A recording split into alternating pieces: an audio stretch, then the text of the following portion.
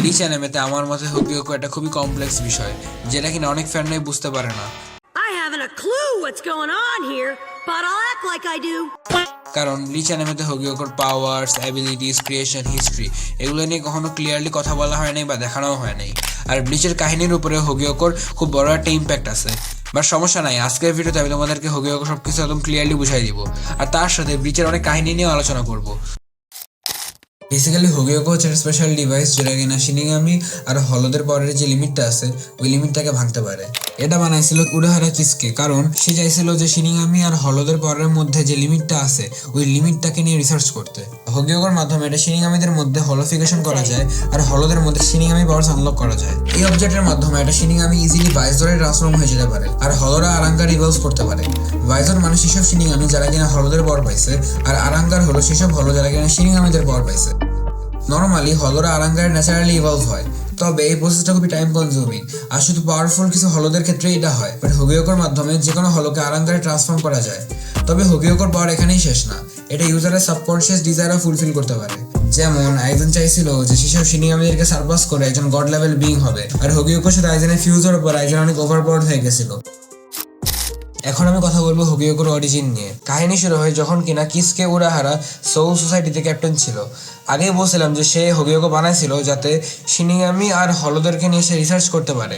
যখন কিনা উরাহারা হোগিওকো বানানো শেষ করে তখন সে রিয়েলাইজ করে যে হোগিওকো কতটা ডেঞ্জারাস আর অনেক ওভার পাওয়ার্ড, তাই সেটাকে ডিস্ট্রয় করে ফেলার ট্রাই করে, বাট পারে না। পরে যখন উরাহারাকে সোল সোসাইটি থেকে বেনিশমেন্ট দেওয়া হয় তখন সে হিউম্যান ওয়ার্ল্ডে আসে আর ভাবতে থাকে যে সে কিভাবে হোগিওকোটাকে লুকাইতে পারবে, কারণ সে জানতো যে আইজেনের হাতে যদি এই হোগিওকো একবার পড়ে তাহলে অনেক ভয়ানক একটা অবস্থা হবে। এই জন্য সে একটা প্ল্যান বানায়। সে ভাবে যে হোগিওকোটা যদি রুকিয়ার ভিতরে থাকে তাহলে কেউ এটাকে খুঁজে পাবে না। পরে সে হোগিওকোটা একটা গিগার ভিতর সিল করে, কিন্তু রুকিয়া জানতো না যে তার ভিতর হোগিওকো ইমপ্ল্যান্ট করা ছিল। এদিকে যেহেতু আইজেনের কাছে উরাহারার হোগিওকো ছিল না, তাই সে সিক্রেটলি টোসেন আর গিনের হেল্প নিয়ে আরেকটা হোগিওকো বানায় যাতে সে হলোফিকেশনের এক্সপেরিমেন্ট কন্টিনিউ করতে পারে। পরে গিয়ে আইজেন সামহাও জানতে পারে যে উরাহারা তার অরিজিনাল হোগিওকোটা রুকিয়ার ভিতরে রাখছে। এটা জানার পর রুকিয়ার ভিতর থেকে হোগিওকোটা নেওয়ার জন্য আইজেন দুটো প্ল্যান বানায়। এক নম্বর প্ল্যান হচ্ছে যে উরাহারার একটা ডিভাইসের হেল্প নিয়ে রুকিয়ার ভিতর থেকে ডাইরেক্টলি হোগিওকোটাকে এক্সট্রাক্ট করা, আরেকটা হচ্ছে যে সোকিওকে ইউজ করে রুকিয়াকে এক্সিকিউট করে তার ভিতর থেকে হোগিওকো বের করা। তাই আইজেন সোল সোসাইটিকে সিক্রেটলি অনেক ম্যানিপুলেট করে আর রুকিয়াকে ফাঁসায় যাতে তাকে এক্সিকিউট করা হয়, কারণ রুকিয়াকে এক্সিকিউট করলে হোগিওকোটা ইজিলি এক্সট্রাক্ট হয়ে যাবে। পরে রুকিয়ার এক্সিকিউশনের সময় আইজেন সোকিওকে হিলে আসে আর তার বিট্রেয়ালের কথা সবাইকে জানায়, কিন্তু আইজেনের রিয়াকশন এতই বেশি ছিল যে তাকে কেউ টাচ পর্যন্ত করতে পারতেছিল না। এই সুযোগে আইজেন রুকিয়ার কাছে যায় আর উরাহারার ওই ডিভাইসটা ইউজ করে রুকিয়ার ভিতর থেকে হোগিওকোটাকে বের করে আনে। এখন তুমি বলতে পারো যে ভাই আইজেন কেন সোকিওকো দিয়ে হোগিওকোটাকে বের করে আনলো না কেন? ওয়েল, এটার মেইন কারণ হলো যে সোকিওকো দিয়ে যখন কিনা রুকিয়ার এক্সিকিউশন হইতে গেছিল তখন ইচিগো এসে পড়ে আর এক্সিকিউশনটা থামায় দেয়। এরপরে আইজেন হোগিওকোটাকে রুকিয়ার ভিতর থেকে বের করে আনে আর সোল সোসাইটিকে বিট্রে করে। এরপরে সে টোসেন আর গিনের সঙ্গে হুয়েকো মুন্ডোতে চলে যায়। আইজেন হুয়েকো মুন্ডোতে আসার পরে পুরো হুয়েকো মুন্ডো হাইজ্যাক করে ফেলে। ইভেন ব্যারাগান যে কিনা হুয়েকো মুন্ডোর কিং ছিল তাকে নিজের কন্ট্রোলে নিয়ে আসে। এরপরে সে স্পাদা ফর্ম করে আর অনেক আরাঙ্কার ক্রিয়েট করে হোগিওকো দিয়ে। এর মধ্যে সে নোটিস করে যে সে যতবার হোগিওকোটা ইউজ করতেছিল ততবার এটার পাওয়ার কমতেছিল।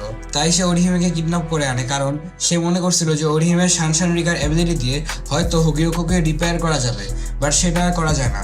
অনেক কাহিনীর পর আইজেন নিজে হোগিওকোর সাথে ফিউজ হয়ে যায়। এরপরে উরাহারা আর ইচিগো এদের সাথে ফাইট করা শুরু করে।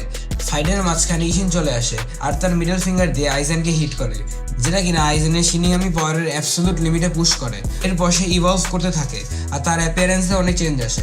পরে গিয়ে একটা টুইস্ট দেখা যায়, সেটা হচ্ছে যে গিন ইচিমারু আইজেনকে বিট্রে করার ট্রাই করে, বাট আইজেন ইজ আইজেন, সে গিন ইচিমারুকে হারায় দেয়। এরপরে ইচিগো তার ডাঙ্গাই ট্রেনিং শেষ করে তার ফাইনাল গেটসুগা টেনশো ফর্ম আনলক করে আর আইজেনের সাথে ফাইট শুরু করে। ফাইটের সময় আইজেনের অ্যারোগেন্স ছিল অনেক, এই জন্য সে তার নিজের কিয়োকা সুইগেৎসু ইচিগোর উপরে ইউজ করে না। সে মনে করতো যে সে একদম গড লেভেল বিং হয়ে গেছে, বাট যেহেতু ইচিগো আমাদের মেইন ক্যারেক্টার তাই তার কাছে প্লট আর্মর আছে, তাই আইজেনকে সে ইজিলি ডিফিট করতে পারে। এরপরে আইজেনকে মুকেন প্রিজনে সিল করে দেওয়া হয়। আইজেনের ডিফিটের পর হোগিওকো পুরো ব্লিচের স্টোরি থেকে ভ্যানিশ হয়ে যায়। ইচিগোর সাথে তার ফাইনাল ব্যাটেলে হোগিওকো ডিঅ্যাক্টিভেট হয়ে যায় আর আইজেন তার আগের নর্মাল ফর্মে ব্যাক করে। সো বেসিক্যালি আইজেনের ডিফিটের পর হোগিওকো নিয়ে আর কোনো কিছু দেখানো হয়নি, বাট এই হোগিওকোর কারণে পুরো ব্লিচের স্টোরিতে খুব বড় একটা এফেক্ট ফেলছে। যেহেতু এই হোগিওকোর কারণে রুকিয়া নিজের অর্ধেক পাওয়ার ইচিগোকে ট্রান্সফার করতে পারছে, ভাইজরটা আসছে আর আরাঙ্কারা হয়ে যায় পাওয়ারফুল, বাট হোগিওকো স্টিল একটা মিস্টেরিয়াস সাবজেক্ট।